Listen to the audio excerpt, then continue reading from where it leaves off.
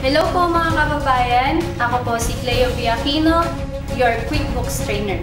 QuickBooks po is an accounting software. So basically, matututunan po natin dito how to set up the QuickBooks.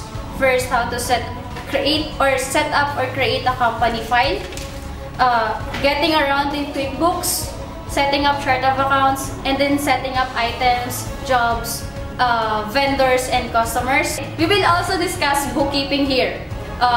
Paying for expenses, creating invoices or bills, and then producing statements, monitoring your accounts receivables, and other reports which we can generate from QuickBooks. We can also use QuickBooks to manage our businesses, like keeping track of financial tasks, managing QuickBook files, managing inventory, budgeting and planning, and tracking finances with reports and drops.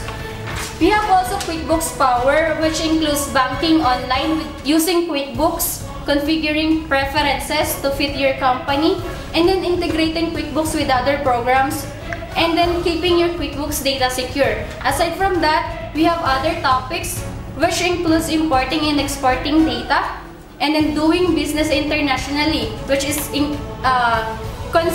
concerned about setting up multi-currency features.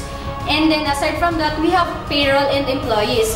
So tara na kabayan, enroll na sa Filipino Institute.